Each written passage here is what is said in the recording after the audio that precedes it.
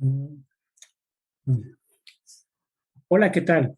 Sean bienvenidos y bienvenidas. Yo soy Jasper y este es el Cuadrante Mágico, en donde estamos hablando cada programa sobre temas de magia, esoterismo, espiritualidad y toda esta gama de conocimientos y prácticas tan hermosos, pero sobre todo lo hablaremos desde un punto de vista del mago, de la bruja, del chamán, etcétera. Vamos a conocer cómo es que se vive la magia desde dentro. En este programa, nuestro episodio número 2, nos acompaña el, el doctor Braham, mejor conocido como Gerardo Braham el Mago, maestro de las ciencias ocultas, teurgo, místico y además, debo decirlo, es el padrino de nuestro podcast, por lo cual estamos muy agradecidos. Así que bueno, bienvenido maestro. ¿Qué dice la buena vida? Pues encerrado y cuidándome como todos ahorita, ¿no? Yo creo que la buena vida ahorita está en cuidar de uno y tomar responsabilidad por ello. Sí, sí, sí, así es maestro. Eh, Usted, maestro, es especialista sobre todo en magia ceremonial. Entonces, permítame, maestro, vamos a hablar un poco sobre este tipo de magia en particular para que vayamos entendiendo sobre qué va el asunto y cuál es la materia en la que nos vamos a inmiscuir el día de hoy. La magia ceremonial. Muchos se preguntan qué es la magia, porque han escuchado hablar de ella o porque en algún comentario salió a la luz. Y aunque no entienden realmente de qué es, pues realmente las palabras nos llegan a dar un poco de idea.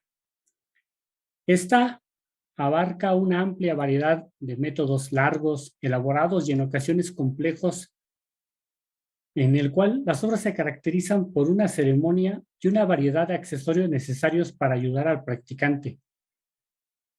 Puede verse como una extensión de magia ritual y en la mayoría de los casos se toma como significado. La práctica de la magia ceremonial a menudo requiere herramientas fabricadas o consagradas específicamente para este uso, que son necesarios para un ritual en concreto o una serie de rituales. Puede ser una representación simbólica de elementos psicológicos del mago o bien de conceptos metafísicos. Aunque esta es solamente la, el significado que nosotros podemos encontrar en la red, esto solamente es el wikisignificado, más, pero en realidad, ¿cómo define la magia ceremonial un mago practicante?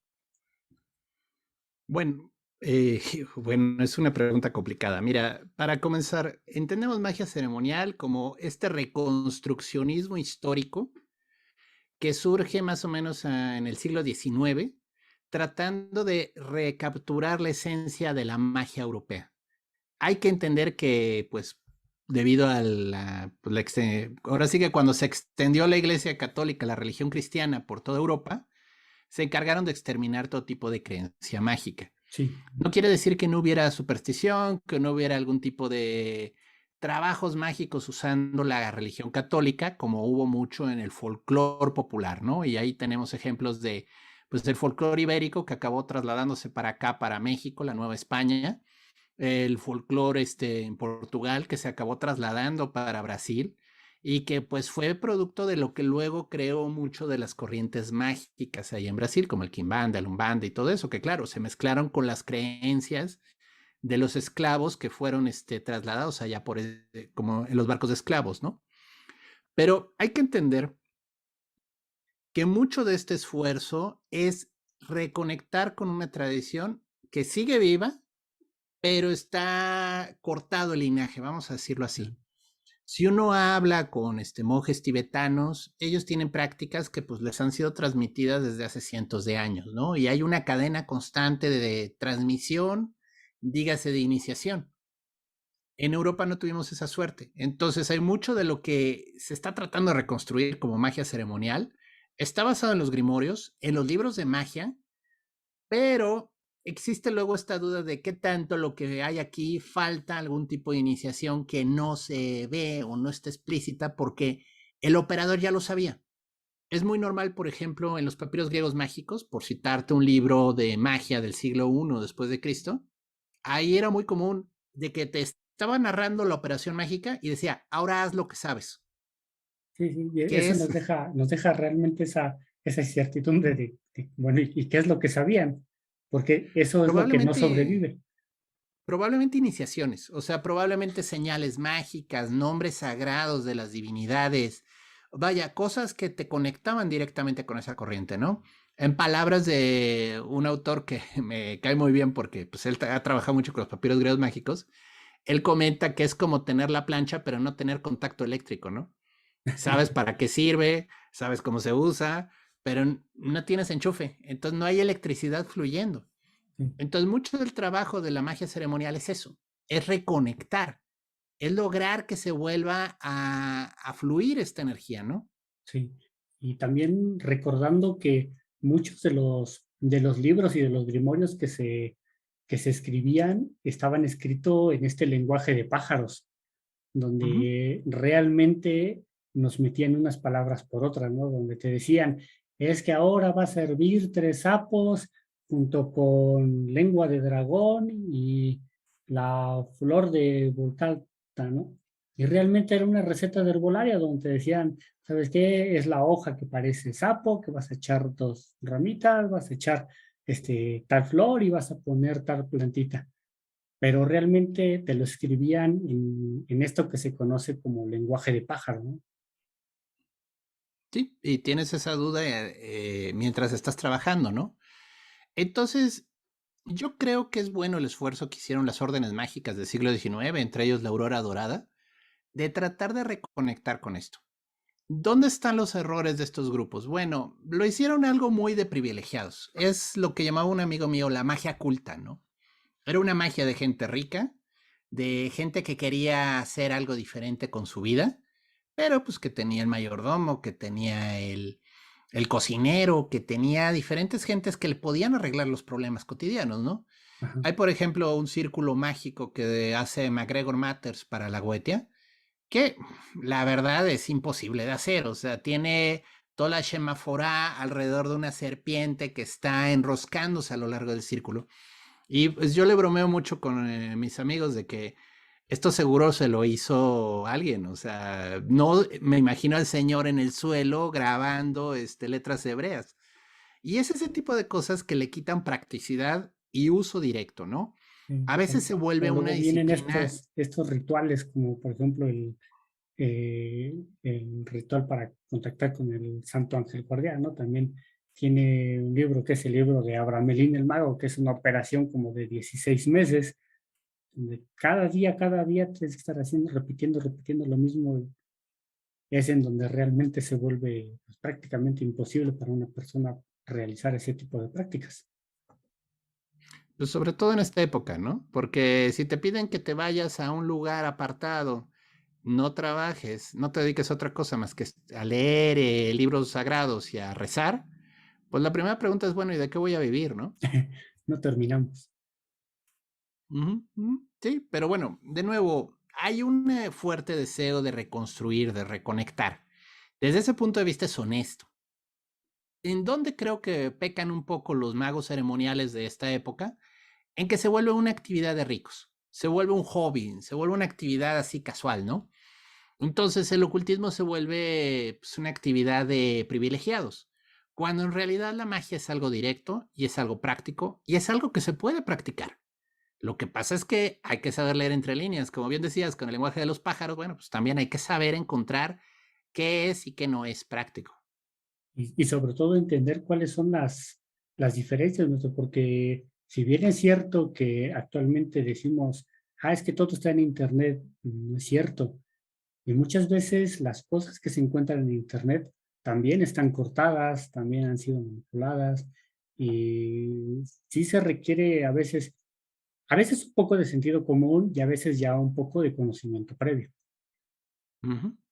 Sí, es un poco como, hay un autor que se llama Gordon White, él tiene un podcast que se llama RunSoup, bastante interesante a la gente que entrevista.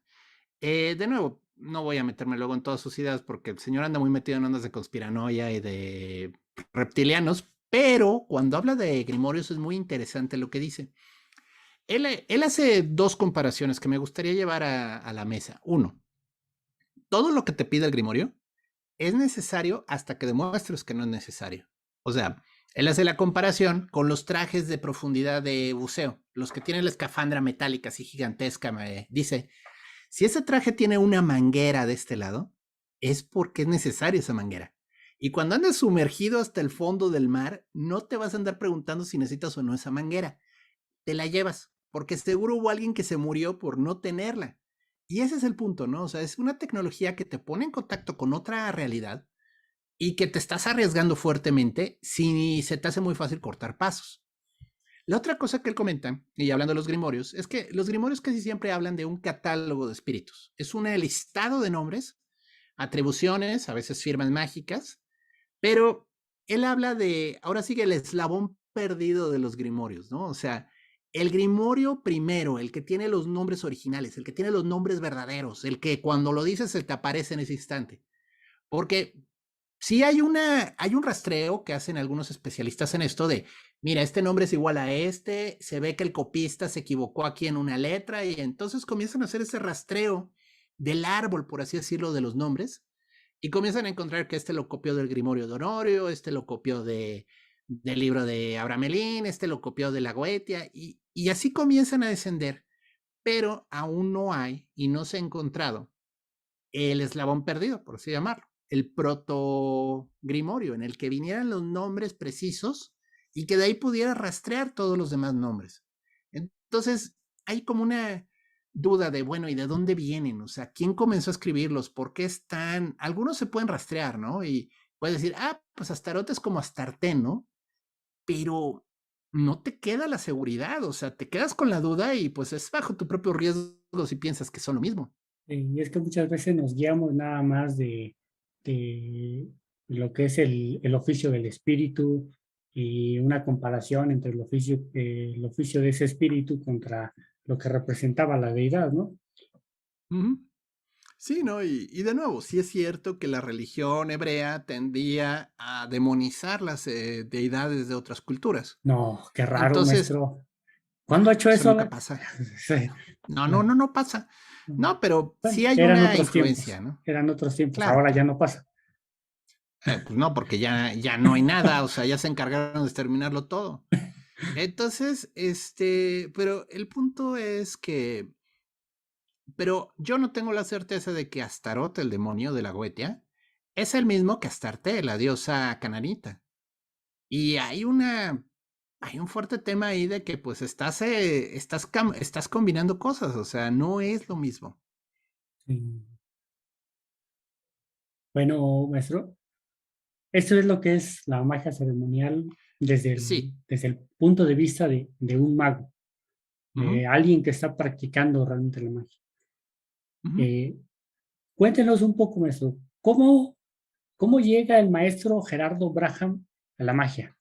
Porque vamos a recordar, tanto usted como yo, que somos de por ahí de la década de los 90, principios de los 2000, no era tan fácil acceder a esta información como ahora que todo se busca en internet, que todo se encuentra.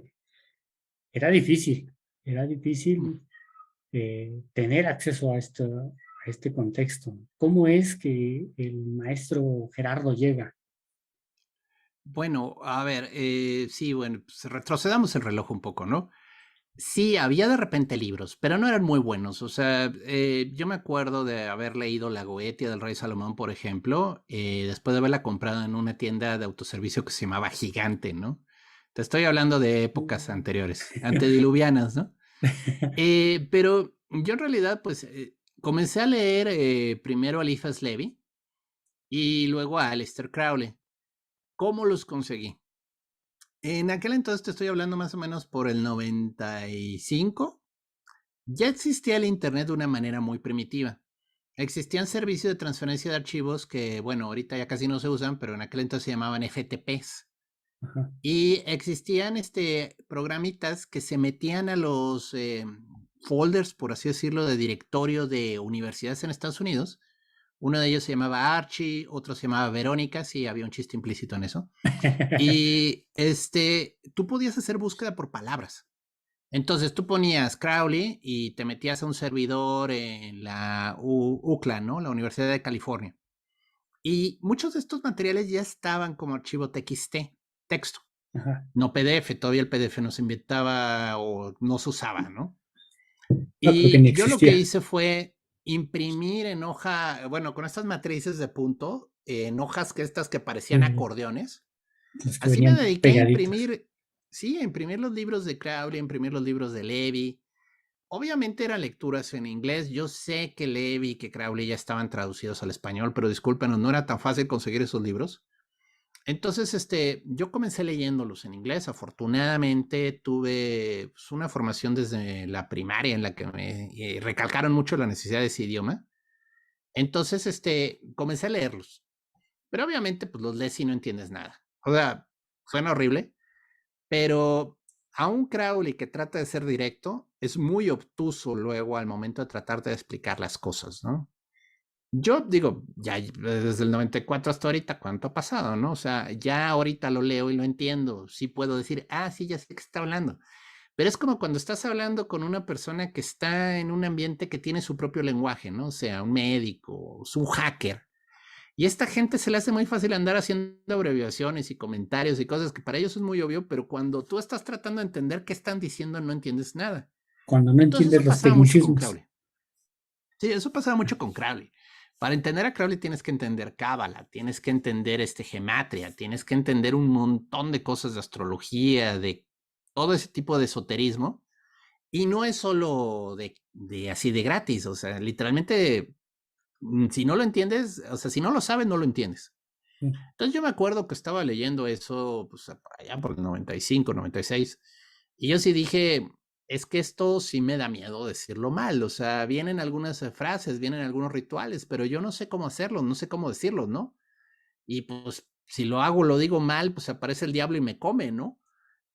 O al menos eso era lo que yo creía en aquel entonces. No, y Entonces, bueno, por los 90 estábamos en pleno pánico satánico aquí en México. Todo era oh del sí, diablo.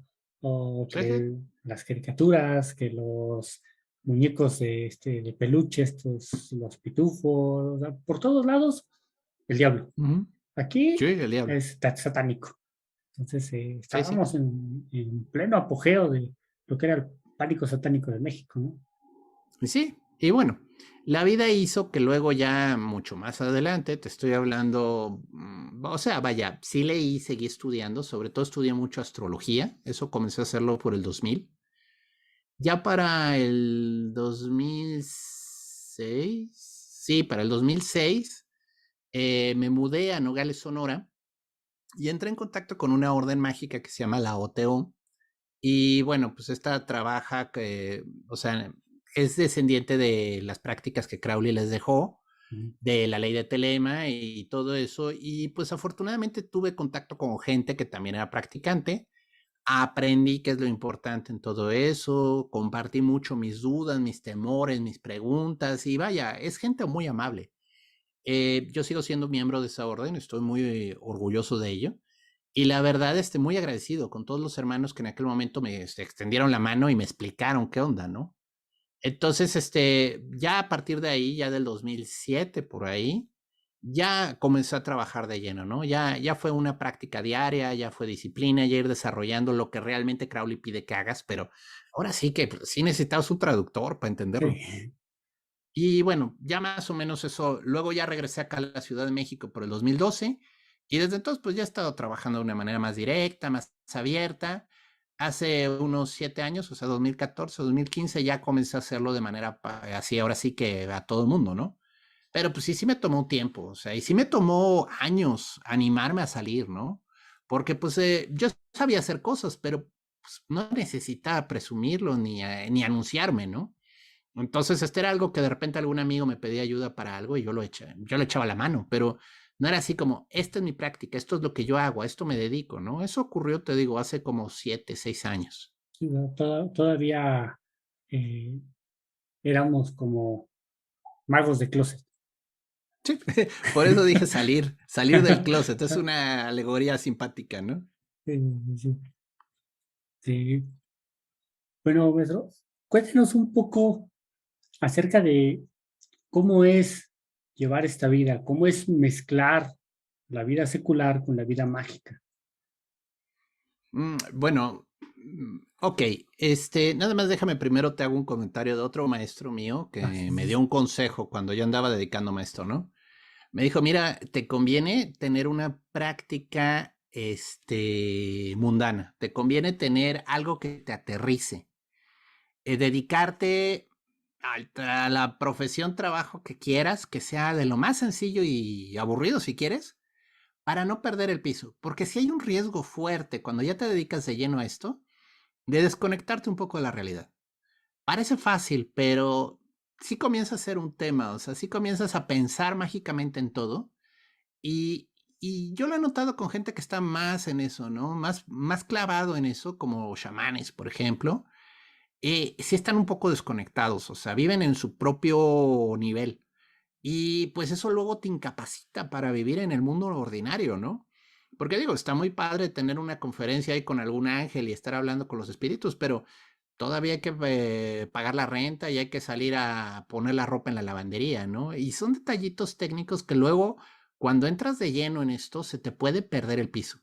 Entonces, ahora sí, regresando, pues es una práctica cotidiana, es una práctica diaria, pero es una práctica que es producto de muchos años de trabajo, ¿no? Entonces, sí, al inicio uno tiene que ser muy disciplinado, muy espartano, digas así, de que me levanto y hago tal ritual, medito tantos minutos, trabajo tantos minutos este ejercicio de concentración, vuelvo a iniciar mis actividades, en la noche hago esto y esto y esto para prepararme. Entonces, ya con el tiempo uno comienza a adquirir cierta práctica y no es que ignore las actividades, sino que simplemente ya las hace con más conciencia y menos requisitos, ¿no? Se clava menos en los detalles, porque ese es el verdadero problema luego. Sí, realmente es como todo. Al principio, cuando un boxeador está empezando, pues, ¿qué tienes que dar? 7,000 golpes iguales. ¿Por qué? Porque creas una memoria muscular y después tu cuerpo ya responde solo, ya no piensas eso. Llega a ser lo mismo con las prácticas mágicas, ¿no? Tienes que Ujú. repetir los destierros una y otra vez. ¿Para qué? Para que generes también cierta memoria para que cuando tengas que hacer un ritual completo, ya lo haces más en automático, ¿no? Sí, sí, sí, como decía Israel Regardi, o sea, él dice, él cuando está explicando el ritual de desvanecimiento menor del pentagrama, que es prácticamente así como lo básico cuando uno está aprendiendo estas cosas, dice, es que debes de poderlo hacer hasta en sueños. Debes de poderlo hacer sin pensar casi, de puro impulso. Porque cuando realmente necesitas desvanecer, debes de actuar rápido, no debes de esperarte a que ahora sí que te coma el diablo, ¿no? Sí, y realmente manejar eso con la vida diaria, pues, como dice usted, maestro, tenemos que tener cuidado de no perder el piso, de saber aterrizarnos, ¿no? Es ahí Sí. donde a veces ayuda tener pues contacto con un círculo de amigos que también tengan este tipo de prácticas o que sean afines, pero pues tener una amistad mundana también. Ujú. Sí, sí. Pues sí, digo de nuevo, ahora aquí es donde vamos a entrar un poco en la práctica solitaria contra la práctica grupal, ¿no? ¿Qué tan necesario es estar en un grupo? ¿Qué tan necesario es estar por tu cuenta? Es complejo. En mi opinión es útil estar primero en un grupo, te ayuda a entender las bases y te ayuda a no desviarte tanto, a mantenerte dentro del camino, ¿no? Pero luego hay momentos en los que ya los grupos te comienzan a detener. Ujú. No porque tú seas el gran mago todopoderoso, sino es por el simple hecho de que los grupos constantemente están incluyendo gente nueva. Y entonces tienen que regresar y volver a explicar las bases a la gente nueva. Digo, es útil cuando uno está aprendiendo volver a oír la misma explicación. Pero ya llega un momento en el que llevas 3 4 años en la misma agrupación y pues es prácticamente ya nada nuevo. Es más bien ahora a ti te toca estar explicándole a los nuevos. O sea que de nuevo, el enseñar es una manera muy buena de crecer. Pero, ¿y a dónde vas tú? O sea, llega un momento en el que llegas al tope. Si realmente te dedicas, o sea, olvidemos grados, iniciaciones y que si eres elipsísimos o lo que sea, ¿no? Llega un momento en el que probablemente si eres dedicado y si haces los ejercicios, llegas a saber más que incluso los que están a cargo. Sí, sí, pero como ustedes, o sea, siempre es bueno tener una base, estar aterrizado, tener el ancla bien puesto. ¿Mm? Sí, sí. Mm. Pero de nuevo, el grupo evita que te pierdas. Es luego un Ujú. error muy común de los que comienzan a pensar, ay, no necesito a nadie, yo lo hago solo, ¿no? Y no, sí necesitas un poquito de ayuda, o sea, te puedes perder muy fácil en la fantasía y pensar que eres el maestro de la magia cuando en realidad eres solo un tonto que está fingiendo que sabe, ¿no? Y de nuevo, aquí el truco es, y Crowley lo comentaba, ser estrictos, ser observadores, realmente llevar un registro de lo que estás haciendo. Y si haces un trabajo para obtener dinero y te llega dinero, anota éxito. Haces el trabajo para obtener dinero y no te llega dinero, pues fracaso. Y sea honesto, sea aplastantemente honesto, porque si tú no eres así de crítico con tu obra, puedes al rato convencerte de que cualquier cosa es un éxito, ¿no? Sí, empiezas a perder de vista aquello que pudiste haber aprendido y a lo Ujú. mejor corregirlo. ¿Sabes qué? Yo hice este trabajo para tener dinero, para conseguir un aumento, conseguir un nuevo trabajo, una entrevista, y no me salió. Pero como no me quiero sentir ofendido, que no me salen las cosas, sí, sí me salió. O forzo la evidencia para decir, es que fue por esto. Y no me doy la oportunidad de aprender y de corregirlo, ¿no? Ujú. Sí, y ahí es donde yo creo que Crowley está más mal interpretado que nada. Él hablaba mucho de que hay que usar el rigor del método científico. Obviamente el método científico, o sea, el que se usa en la física y en la química, de hipótesis, prueba, resultado, este, tiene que tener cierta tolerancia en este tipo de cosas, pero pasa igual en las ciencias sociales, o sea, vaya, hablemos de una disciplina que psicología. Ahí también hay hipótesis y hay evaluaciones, pero es muy difícil luego medir esos resultados. Pregúntale a cualquiera que se dedica a la estadística lo difícil que es andar trabajando con grupos de gente, ¿no? Entonces, aquí el chiste es encontrar ese equilibrio, ¿no? O sea, ser exigente, Ujú. tener todo ese rigor de pensar y de tratar de encontrar las causas detrás de los eventos, pero tampoco ser tan exigente porque entonces sí no vas a llegar a ningún lado, o sea, te vas a atorar. Sí, sí, sí. Bueno, maestro, aquí esto nos lleva a otra pregunta. ¿Cree, en opinión de usted, maestro, puede una persona normal aprender, ejecutar magia ceremonial? Sí, por supuesto. Y de nuevo, esto no es de linajes y que yo soy séptimo hijo de un séptimo hijo y que mi mamá era bruja y su mamá era bruja y entonces yo vengo de un linaje de brujos. Miren, cuando les dicen eso, tengan cuidado, porque la mayoría de las veces la gente es muy farsante, o sea, se inventa excusas para justificar que tiene más que los demás. Me gusta compararlo mucho con esto, o sea, miren, Michael Jordan, el basquetbolista, cuando fue la selección de los estudiantes de preparatoria para la NBA, o bueno, no sé si era de carrera, pero el punto es, cuando ya se hizo la selección de estudiantes para irse al profesional, él no figuraba tanto, o sea, estaba bien, pero no era la leyenda que se volvió después, ¿no? No fue el primer seleccionado, no fue el primer elegido por la asociación. Sí, le pusieron un lugar, entró a un buen equipo, pero hasta que entró despegó. ¿Cuál es la diferencia? Porque seguro hubo una persona que prometía más que Michael Jordan en ese momento. La dedicación. La dedicación y el esfuerzo. Entonces, sí, el talento es bueno, pero necesita ser dedicado. Y luego cuando uno tiene talento, corre el riesgo de confiarse que puede, que no necesita esforzarse tanto, ¿no? Ujú. Y ese es el riesgo, ¿no? Entonces, a veces es mejor no tener tanto talento. A veces es mejor tener poquito talento, un talento moderado, porque eso te permite esforzarte y dedicarle y salir adelante y crecer, donde igual y dejas cortos, o sea, te superas a la gente que tenía linaje y que tenía más habilidad y que desde niño hablaba con los espíritus, yo qué sé, o sea, al final esto es de dedicación y es de esfuerzo. Y cualquier persona normal puede hacer magia.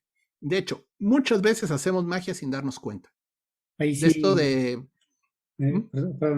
ahí se aplica la de la constancia y la perseverancia siempre va a vencer al talento. Sí. Y hay una frase que me gusta mucho que es, la magia funciona a pesar del operador. O sea, puede ser Sí, una persona que no sabe ni lo que está haciendo y va a obtener un resultado. Lo cual asusta. Porque yo sí he sabido de gente que se puso a jugar y hizo una turogada que dices, pero es que no debió de haberle funcionado y le funciona. Entonces, no es tan fácil. Hay que tener cuidado en cómo hacer estas cosas. O sea, no le das a un niño una pistola cargada. sí. Aquí también, o sea, demeritamos luego y se nos hace muy fácil así decir en voz alta la invocación, es que estamos jugando, ¿no? Y no, no, no estás jugando, o sea, estás haciendo algo muy serio. Estás trabajando con la fábrica del universo, con lo que hace que funcione. Literalmente te estás metiendo al lenguaje de programación de la realidad. Y pues puedes producir resultados que no esperabas que ocurrieran. Y que luego cuando le tratas de pedir ayuda a un practicante, el practicante dice, no entiendo cómo lograste hacer eso. Sí, Pero bueno, pero salió. pero sí, sin embargo ocurrió. Ujú. Sí. Bueno, maestro, en este contexto, ¿cuál sería su recomendación para empezar a aprender magia y para ver esta disciplina de la magia ceremonial como una corriente accesible, como algo a lo que se puede acceder?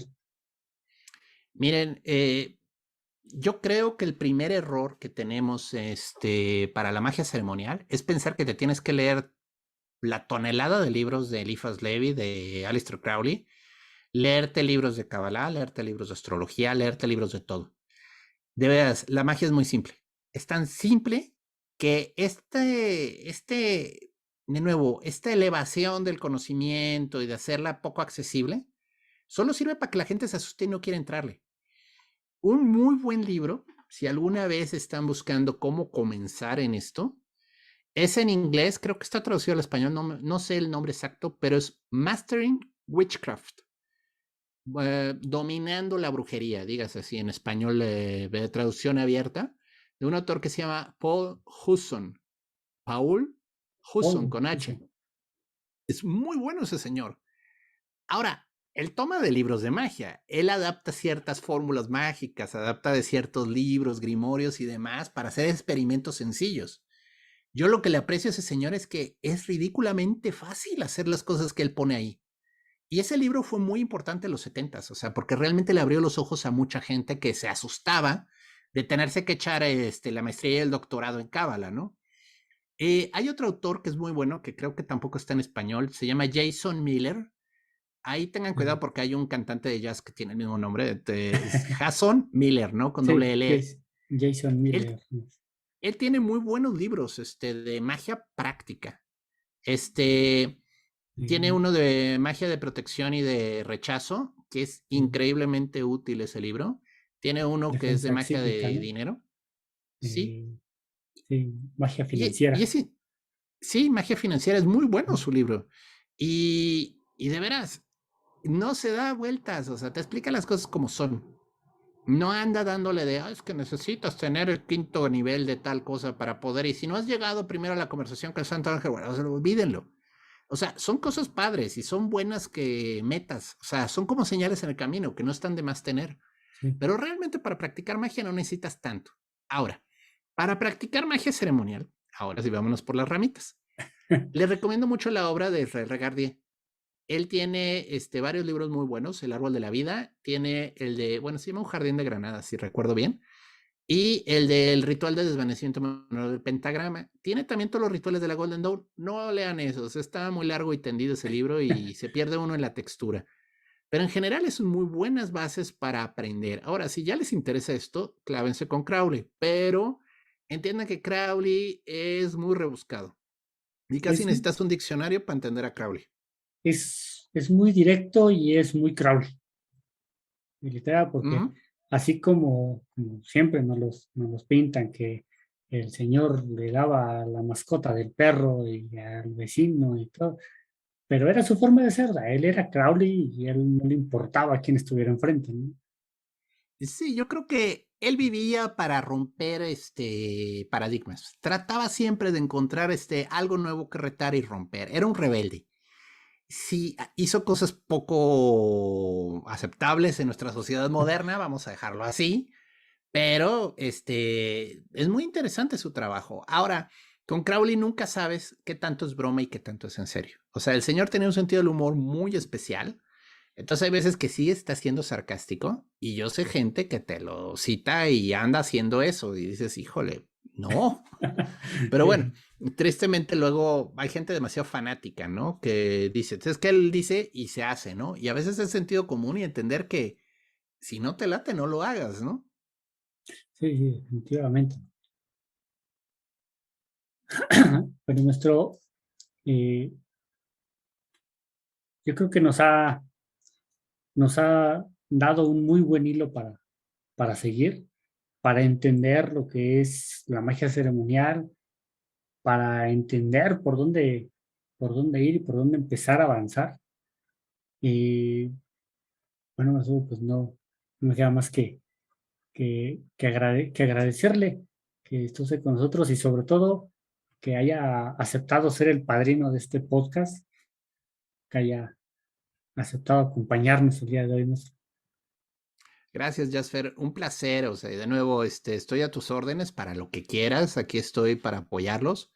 Es necesario que se alce la voz y que haya más medios de comunicación donde desmitifiquemos un poco esto. O sea, no digo que no es, o sea, que es sencillo y que no tiene chiste. No, sí tiene sus reglas, pero también hay que perderle el miedo, porque de nuevo, yo leí estos libros en el 95 y tardé, ¿qué? 10 años en poderme animar a hacer algo. Es como mucho tiempo perdido que, pues ya en retrospectiva digo, bueno, me sirvió para macerar la información y entenderlo mejor, ¿no? Pero yo creo que se pueden hacer cosas y la gente debería perderle el miedo, pero también no perder el piso, que ese es lo verdaderamente difícil. Ese es lo complicado, ¿no? Aprender a no perder el piso. Bueno, le agradezco nuevamente. ¿Cómo lo podemos encontrar, nuestro? Bueno, miren, de nuevo, estábamos platicando antes del programa porque en Twitter tengo un arroba que es Chuntaro Melquisedec, que es como el Doctor Strange, pero región 4, ¿no? Y es el chiste, o sea, que de repente suelto mis quejas de lo que significa ser mago ceremonial en esta época y en esta Ciudad de México. Entonces de repente hago chistes, hago comentarios, a veces hablo muy en serio. No es que estoy ahí transmitiendo mi sabiduría, solo estoy comentando las cosas que encuentro. Entonces hay desde memes de gatitos hasta artículos sobre tabletas de maldición egipcias que están muy padres. Entonces, bueno, des una vuelta, me encuentran entonces como @chuntarome en Twitter. Ahí es donde participo más. Incluso si tienen una duda, como Jasper puede atestiguar y me escriben, trato de ayudar, o sea, trato de darles este apoyo en lo que se puede, ¿no? Sí, maestro. Gracias. Nosotros les recordamos que aquí en el podcast Cuadrante Mágico tratamos precisamente de eso, de mostrar la cara humana de la magia, de qué es lo que hay detrás, de correr realmente lo que es el velo del Santo Santorum, que muchas veces no nos deja ver que hay personas que son las que están practicando la magia, ¿no? Entonces, bueno, ustedes pueden seguirnos en nuestras redes sociales. Aparecemos así como Cuadrante Mágico, el podcast. Nos encuentran en Spotify, en Apple Podcasts, en Google Podcasts, todas estas plataformas principales de transmisión de audio. Nos encuentran también en YouTube, igual como Cuadrante Mágico, el podcast. Y de todos modos, en la descripción estaremos dejando los enlaces para que vayan, compartan, se suscriban, activen la campanita y nos apoyen. Así es. Bueno, ¿algo más que quiera agregar, nuestro? Bueno, miren, de nuevo, vean esto como manejar un coche. Manejar un coche es muy peligroso. Puedes matar a una persona con un auto, ¿no? Pero al final de cuentas todos manejamos coches, o sea, es algo que ya es conocido y todo el mundo lo hace. La magia es similar. ¿Se puede usar, dar resultados, cambia tu vida? Sí, pero también como un coche te puedes partir la maceta bien fácil si haces algo mal, ¿no? Entonces simplemente es aprendan a manejar con cuidado y el coche los va a llevar a donde quieran. Bueno, muchas gracias. Agradecemos nuevamente nuestro que esté con nosotros. Agradecemos a todos nuestros escuchas que nos están siguiendo, que nos van a acompañar durante este camino para crecer esta hermosa comunidad. Y bueno, nos estamos viendo. Que tengan una hermosa noche, hermosa tarde, hermoso día, cualquiera que sea la hora en la que estén escuchando este podcast y que la vida les sonríe. Muchas gracias, maestro. Hasta pronto.